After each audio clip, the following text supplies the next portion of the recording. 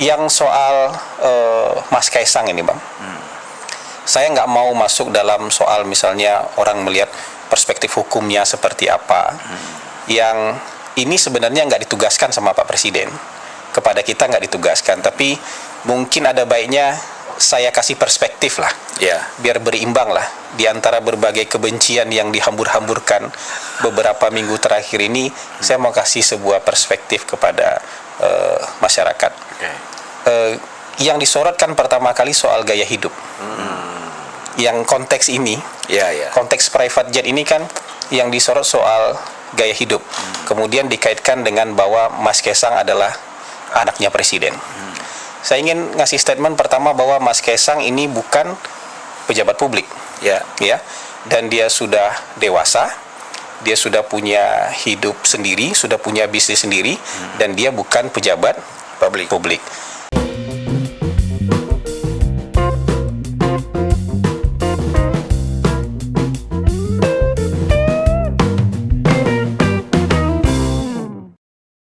Assalamualaikum warahmatullahi wabarakatuh. Shalom, Om Swastiastu, Namo Buddhaya, salam kebajikan. Kembali lagi dengan saya di sini Leonardo Sirait di channel kesayangan kita Sirait Media.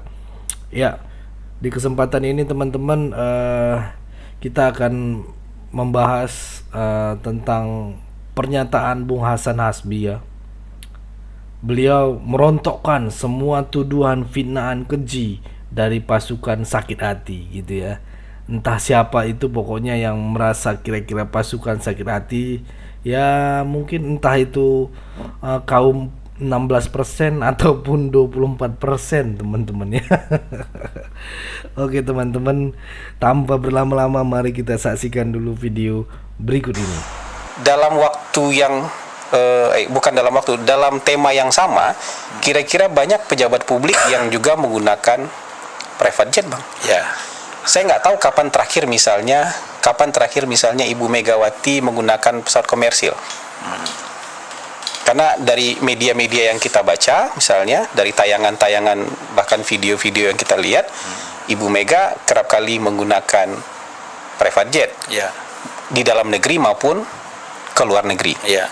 Nah, terus orang bilang Ibu Mega bukan pejabat publik, Kaisang juga bukan pejabat publik.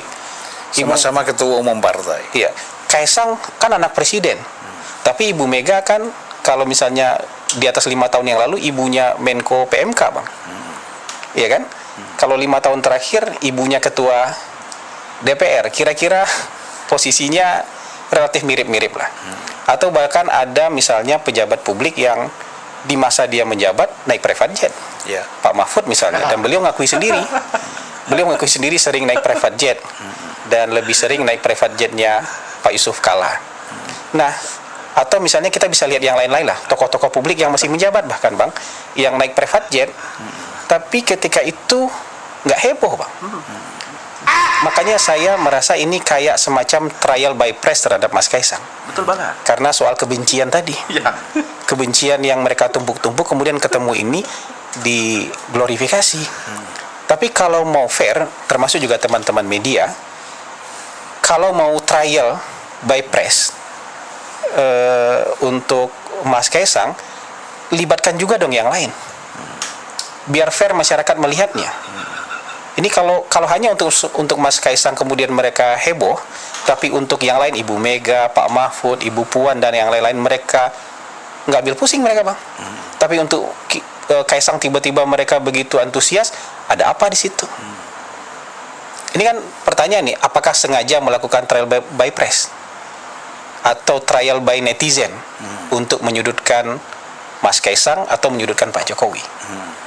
Kalau urusan hukumnya serahkan aja ke penegak hukum, Bang. Iya kan, ini sama-sama nih statusnya. Ada orang yang sedang jadi pejabat publik kemudian naik private jet. Gitu. Tapi nggak dihebohkan. Bahkan khusus untuk Pak Mahfud itu para pendekar-pendekar anti korupsi meliuk-liuk jawabannya, Bang. Meliuk-liuk. Iyalah. Nggak ada yang lurus jawabannya satupun, Bang. Ya oke, ini gratifikasi, tapi ini apakah gratifikasi yang terlarang katanya? Loh, kok tiba-tiba kalau untuk Pak Mahfud kemudian Ada meliuk-liuk seperti itu. Tapi kalau untuk Mas Kaisang mereka straight to the point, padahal Mas Kaisang bukan pejabat publik. Bahkan Pak Mahfud sendiri itu menjelaskan ada beberapa jenis gratifikasi kan. Iya, kenapa meliuk-liuk? Gitu. Kalau kalau untuk Pak Mahfud boleh meliuk-liuk, untuk Mas Kaisang mereka straight to the point. Sementara yang pejabat publik adalah Pak Mahfud, Mas Kaisang bukan pejabat publik. Nah, ini satu hal soal trial by press. Ya. Gitu. Ini Jadi jadi pertanyaan. kesimpulannya itu mungkin gini. Kenapa Pak Mahfud boleh, Kaisang nggak boleh? Misalnya. Ini antara, kalau ini kan kita, di sana dia kan. Iya, saya nggak tahu lah Bang. Tapi kalau mau adil, buka dong semua. Iya, harusnya begitu. Ya kalau Anda mendesak Kaisang, desak juga yang lain ini. Bahkan yang lain ini lebih perlu didesak lebih dahulu. Kenapa? Kenapa pejabat publik? Iya. Saya nggak tahu Bang. Dewan Pengarah BRIN atau Dewan Pengarah BPIP itu pejabat publik nggak Bang?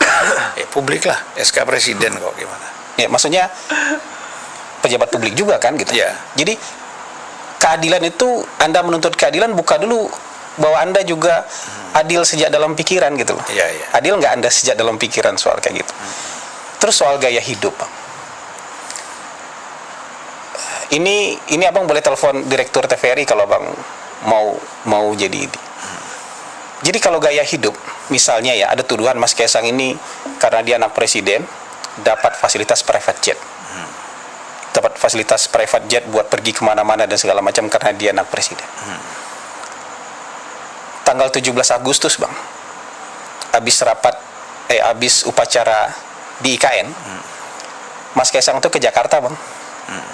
Dari sana terbang ke Jakarta karena tanggal 18 dia mau ke Amerika. Mau numpang pesawat teman ke Amerika. Ya, Amerika. Mas Kaisang tuh naik pesawat kelas ekonomi Bang. Di dalam pesawat itu di kelas bisnis itu ada menteri, ada direktur TVRI, ada satu kepala badan lah, satu atau dua kepala badan.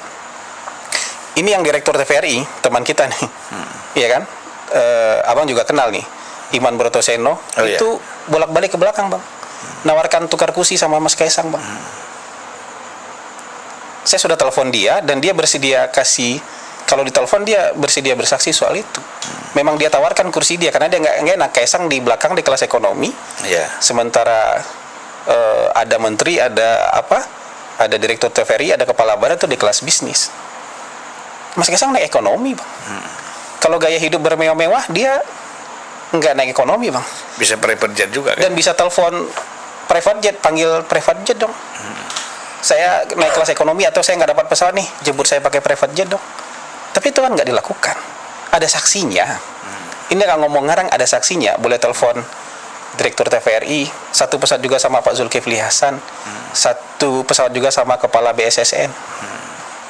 Tanggal 17 Agustus 2024. Kan kalau bergaya hidup mewah, panggil aja private jetnya. Kalau emang itu fasilitas buat anak presiden, atau gratifikasi buat anak presiden, apa susahnya telepon siapa yang punya private jet di Indonesia ini? Nggak mungkin mereka nggak datang jemput mereka. Pasti. Nah, itulah memang tanggal 14 Agustus dari Medan mau ke Jakarta, naik Citylink Bang. Jam 9:30 malam naik Citylink Bang. Iya. Dan itu di mejanya bertumpuk berkas-berkas tanda tangan itu Bang. Berkas-berkas rekom pilkada. Tanggal 14 Agustus pasti banyak yang jadi saksi juga waktu itu Bang. Buka aja manifestnya. Bener nggak gitu? Jadi gaya hidup nggak begitu Bang. Jadi kalau ke Amerika, ada teman yang mau ke Amerika, ya Kaisangnya nebeng Bang. Artinya kalau nebeng ada orang itu di dalam pesawat dan dia memang mau ke Amerika. Kalau begitu kan apa susahnya telepon teman ini jemput dia ke Balikpapan Bang. Iya. Kalau benar ini fasilitas, ini enggak, memang dia mau pergi ke Amerika. Buka aja jadwal penerbangannya, dia singgah di berapa kota, karena itu jadwalnya si yang punya pesawat.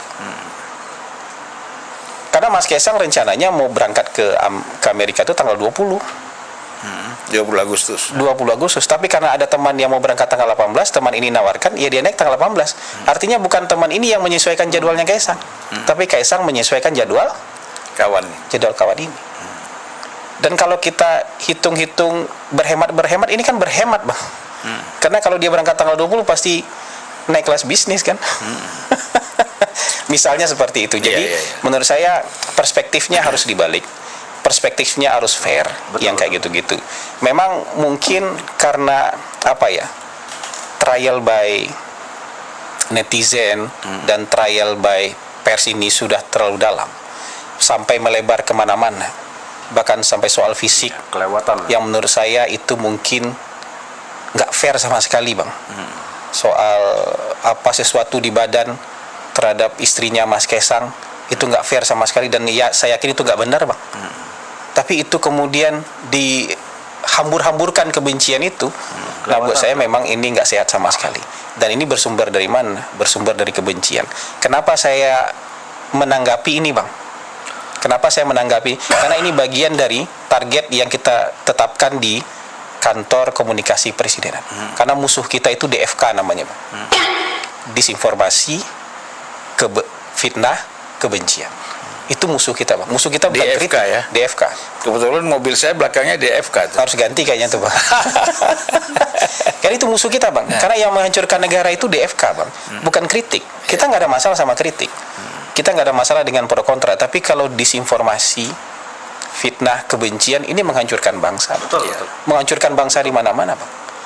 Di Inggris itu rusuh berminggu-minggu gara-gara DFK, Bang. Ada orang yang di step, ditikam, terus kemudian ada orang yang dari resort di Ayanapa, Cyprus, kemudian posting di media sosial, ya, oh ini penikaman ini imigran Muslim nih yang bikin. Rusuh berminggu-minggu. Ya. Ya, ada orang yang kelompok radikal begitu, sebelum dia naik pesawat dia nge-tweet, ya oke, kalau Perdana Menteri Inggris menunjukkan bahwa mereka anti Israel katanya, ya udah, biar dia tahu rasa nih kita. Habis dia posting begitu, dia terbang ya ke luar negeri. Disinformasi, fitnah, kebencian, rusuh negaranya berminggu-minggu. Nah, ini modusnya menurut saya, kalau kritik bisa dijawab. Tapi bayangkan menurut saya, kenapa misalnya terus orang nanya kenapa nggak keluar klarifikasi? Itu kondisi istri hamil 7 bulan 8 bulan dapat bully sebegitu kasar, yang sudah nggak ada pikiran sama sekali lagi itu, nggak ada sisa-sisa kemanusiaan sama sekali itu, terus kemudian mereka butuh menenangkan diri, ya, mereka butuh untuk menenangkan diri. Jadi menurut saya yang kayak begini-begini itu, ya memang harus disampaikan kepada masyarakat untuk masyarakat bisa melihat sudut pandang lain, Pak. Ya.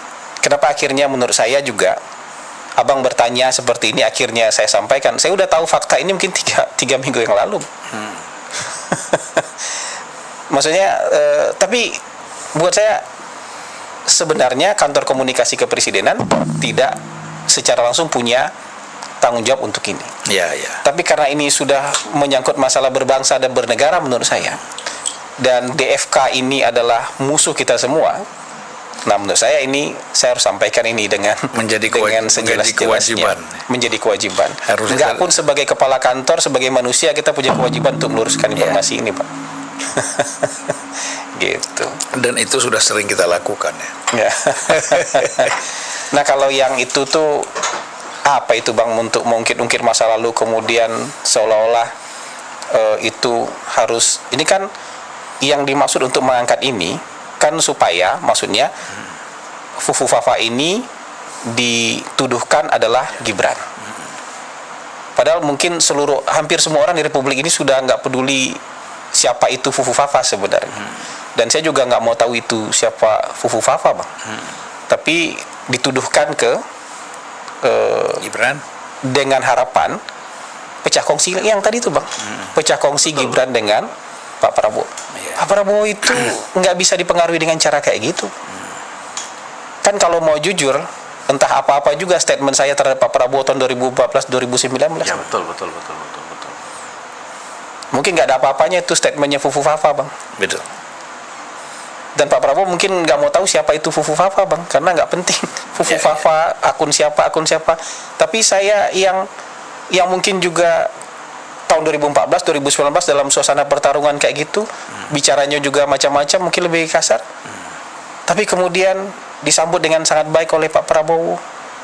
Mereka salah mengukur kebesaran jiwa kenegarawanannya Pak Prabowo. Mereka salah mengukur levelnya Pak Prabowo. Kalau berharap ini bisa memantik sesuatu dari Pak Prabowo sehingga terjadi kecurigaan, sakwa sangka dan segala macam, menurut saya itu kesalahan besar. Dan berusaha untuk memisahkan Pak Jokowi dengan Pak Prabowo dengan cara seperti ini, menurut saya kesalahan besar. Dan kesalahan besar yang paling fatal menurut saya adalah mereka seolah-olah bicara pendirian moral, menghakimi akun Fufu Fafa. Orang-orang yang menghakimi ini, Bang, kesehariannya sampai hari ini di media sosial nggak lebih baik daripada Fufu Fafa. Nggak lebih bersih, nggak lebih baik kata-katanya, bahkan mungkin lebih jorok, lebih buruk kata-katanya dibandingkan lebih brutal akun Fufu Fafa. Ya. Fufu Fafa ini entah siapapun itu mungkin sekarang udah jadi orang baik, Bang. Karena mungkin sudah berhenti 5 tahun lalu, sudah berhenti 10 tahun yang lalu.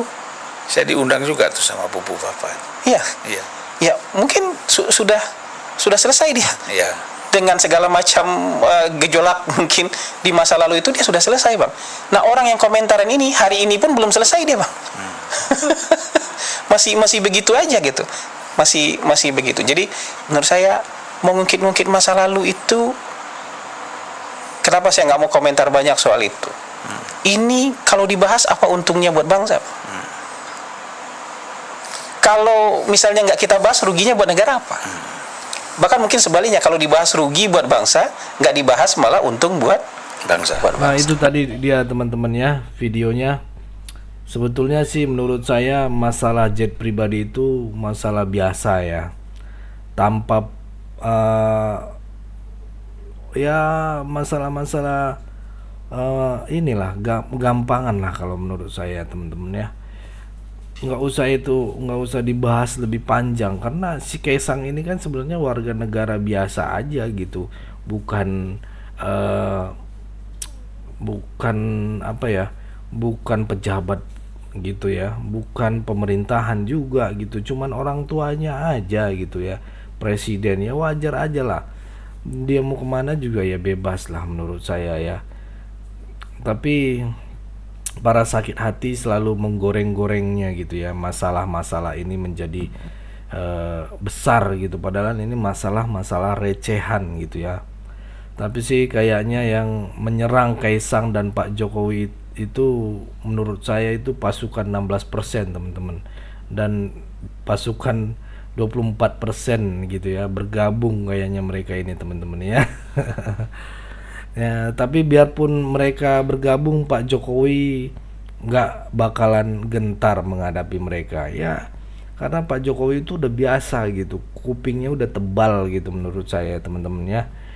Bagaimana pandangan kalian, teman-teman ya?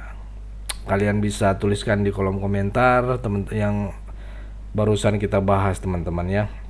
Mari kita sama-sama mengulasnya gitu. Tuliskan tanggapan kalian di kolom komentar. Nah, pesan saya, teman-teman, pokoknya tetap jaga persatuan Indonesia, jangan mau dipecah belah, jangan mau diadu domba, karena NKRI harga mati. Sampai ketemu di video selanjutnya. Bye bye.